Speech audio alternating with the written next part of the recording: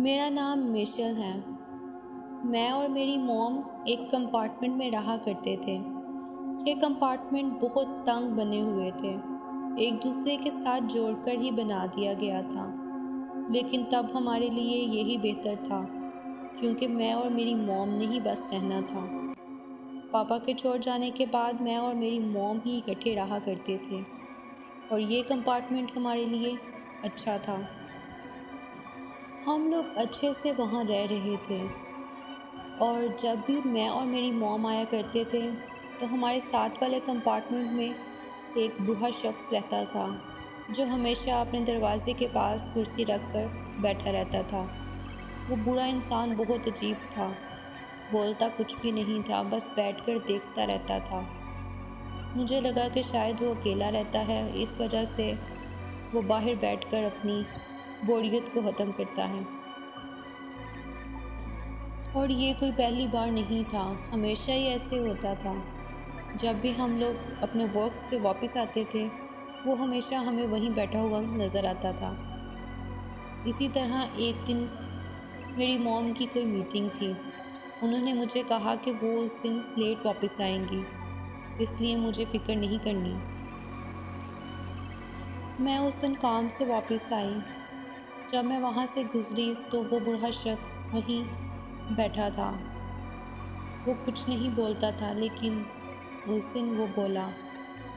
اس نے مجھ سے کہا کہ آج تمہاری موم نے لیٹ آنا ہے، ان کی میٹنگ ہے۔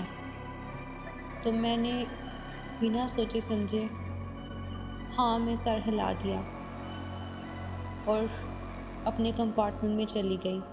لیکن بعد میں مجھے بہت عجیب لگا کہ اسے اس بارے میں کیسے پتہ تھا اور میں نے کتنی بڑی بیوقوفی کر دی سر ہلا کر۔ مجھے یہ بات اسے نہیں بتانی چاہیے تھی۔ کام کی تھکاوٹ کی وجہ سے میں نے سوچا کہ پہلے شاور لے لیتی ہوں، اس کے بعد کھانا کھا کر آرام کر لوں گی۔ میں شاور لینے چلی گئی۔ وہاں سے مجھے بہت عجیب آوازیں آئیں، جیسے کوئی دیوار میں کچھ کر رہا ہو یا پھر دیوار میں سے کچھ آوازیں آ رہی ہوں۔ یہ پہلی بار نہیں ہوا تھا، پہلے بھی اس طرح کی آوازیں آیا کرتی تھیں، لیکن اس پر بہت قریب سے آواز تھی۔ میں جلدی سے شاور لے کر باہر نکل آئی۔ مجھے پہلے ہی اس بوڑھے آدمی کی وجہ سے ڈر لگ رہا تھا۔ میں نے فوراً سے مین ڈور جا کر چیک کیا، وہ لاک تھا۔ مجھے تسلی ہو گئی۔ میں نے کپڑے چینج کیے اور کھانا کھانے کے لیے بیٹھ گئی۔ جب میں کھانا کھا کر واپس روم میں آئی تو پھر اسی طرح کی آوازیں اب مجھے اپنے روم کی دیوار سے آ رہی تھیں۔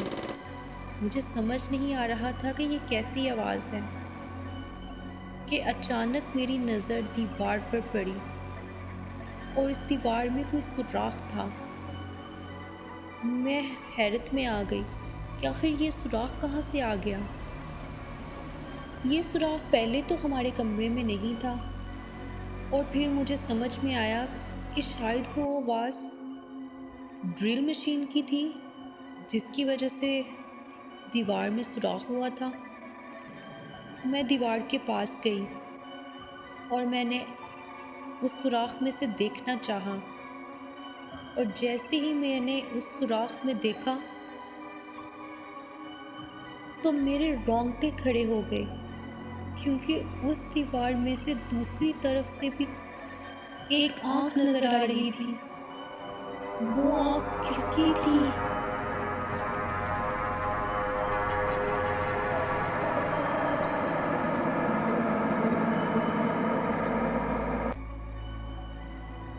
میں نے جلدی سے واش روم میں جا کر دیکھا تو واش روم میں بھی وہی سوراخ۔ پھر مجھے سمجھ میں آ گیا کہ ساتھ والے کمپارٹمنٹ میں جو بوڑھا آدمی ہے، یہ سوراخ یقیناً اسی نے کیے ہوں گے۔ اب مجھے سب سمجھ میں آ گیا تھا کہ اس بوڑھے آدمی کو کیسے پتہ تھا کہ آج میری موم نے لیٹ آنا ہے۔ وہ ہماری باتیں سنتا تھا، اسے سب پتہ تھا، کیونکہ اس نے ہمارے گھر میں پتہ نہیں کہاں کہاں یہ سوراخ کر رکھے تھے۔ مجھے سمجھ میں نہیں آ رہا تھا کہ میں کیا کروں کہ اتنے میں باہر مین ڈور پر کوئی زور زور سے دروازہ کھٹکھٹا رہا تھا۔ میں دروازے کی طرف گئی، پوچھا کون؟ وہی بوڑھا آدمی، اور وہ بار بار کہہ رہا تھا کہ وہ سوراخ اس نے نہیں کیے، وہ نہیں جانتا کہ وہ سوراخ کیسے آئے، تم دروازہ کھولو۔ میں نے دروازہ نہیں کھولا۔ اتنے میں اس نے زور زور سے دروازے پہ کوئی چیزیں مارنا سٹارٹ کر دی۔ میں نہیں جانتی کہ وہ کیا چیز تھی، وہ ایسے جیسے دروازہ توڑ کر ابھی اندر آ جائے گا۔ میں جلدی سے بھاگ کر اپنے روم کی طرف چلی گئی۔ بھاگتے وقت میرا گھٹنا ڈائننگ ٹیبل سے ٹکرا گیا، اور وہ شیشے کا تھا جس کی وجہ سے میرے گھٹنے پر بہت گہری چوٹ آ گئی تھی، اور اب مجھ سے ٹھیک سے چلا بھی نہیں جا رہا تھا۔ میں جلدی سے بھاگ کر بیڈ کے نیچے چھپ گئی۔ وہ بوڑھا آدمی دروازہ توڑ کر اندر آ گیا۔ وہ آدمی مجھے اب ڈھونڈ رہا تھا، ہر جگہ ڈھونڈ رہا تھا۔ وہ اس روم میں بھی آیا۔ اس کے ہاتھ میں وہ ڈرل مشین تھی۔ خوف کے مارے میرے منہ سے آوازیں نکل رہی تھیں۔ میں نے اپنے منہ پر ہاتھ رکھ لیے تھے تاکہ اس کو پتہ نہ چل سکے کہ میں بیڈ کے نیچے چھپی ہوئی ہوں۔ وہ بوڑھا آدمی مجھے ڈھونڈ رہا تھا۔ اسے لگا کہ کہیں میں واش روم میں نہ ہوں۔ وہ واش روم میں دیکھنے کے لیے چلا گیا۔ اب میرے پاس صرف 2 ہی چارے تھے، یا تو میں بیڈ کے نیچے بیٹھ کر اپنی موت کا انتظار کرتی رہوں، یا پھر میں رسک لے کر سائڈ ٹیبل سے موبائل کو اٹھاؤں، اور اگر اس میں میں کامیاب ہو جاتی ہوں تو اپنی موم کو کال کر کے میں بلا سکوں گی، اپنی ہیلپ کے لیے انہیں بتا سکوں گی کہ میں کس کنڈیشن میں ہوں۔ میں سوچتی رہی، پھر میں نے سوچا کہ ایسے بزدلی سے مرنے سے بہتر ہے کہ میں رسک لے لوں، ہو سکتا ہے کہ میں اس میں کامیاب ہو جاؤں اور اپنی جان کو بچا سکوں۔ میں بری طرح سے کانپ رہی تھی، اور مجھے چوٹ بھی لگ چکی تھی جس کی وجہ سے میں چل بھی نہیں پا رہی تھی۔ میں نے بہت مشکل سے ہمت کی اور اپنی بے جان باڈی کو ہلایا اور سائڈ ٹیبل سے موبائل اٹھانے کے لیے بڑھی۔ ابھی وہ بوڑھا آدمی واش روم میں ہی تھا۔ میں نے باہر نکل کر سائڈ ٹیبل سے موبائل اٹھایا اور فوراً سے بیڈ کے نیچے دوبارہ چھپ گئی۔ میں بری طرح سے ڈری ہوئی تھی۔ مجھے سمجھ میں نہیں آ رہا تھا کہ میں اگر کال کروں گی تو بوڑھے آدمی کو پتہ چل جائے گا کہ میں بیڈ کے نیچے ہوں اور وہ مجھے مار دے گا۔ میں نے سوچا کہ میں ٹیکسٹ کرتی ہوں، میسج شاید میری موم جلدی سے پڑھ کر میری کوئی ہیلپ کر سکیں۔ میں نے سب کچھ لکھ کر اپنی موم کو میسج کر دیا، اور فارچونیٹلی میری موم نے وہ میسج دیکھ لیا، اور انہوں نے مجھے میسج کیا کہ وہ پولیس کو کال کرتی ہیں، اور مجھے کہا کہ تم بیڈ کے نیچے ہی چھپی رہو، باہر مت نکلنا، اور میں جتنی جلدی ہوگا میں پہنچنے کی کوشش کرتی ہوں۔ اب وہ بوڑھا آدمی واش روم میں سے باہر آ چکا تھا، اور وہ دوبارہ اسی روم کی طرف آ رہا تھا۔ خوف کے مارے میری جان نکل رہی تھی۔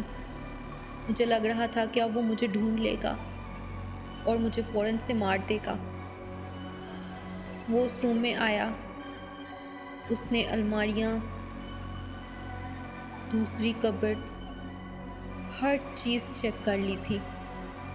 اب وہ بس بیڈ ہی چیک کرنے والا تھا۔ جیسے ہی وہ بیڈ چیک کرنے کے لیے نیچے جھکا، میری بے تحاشا چیخیں نکلنا شروع ہو گئیں۔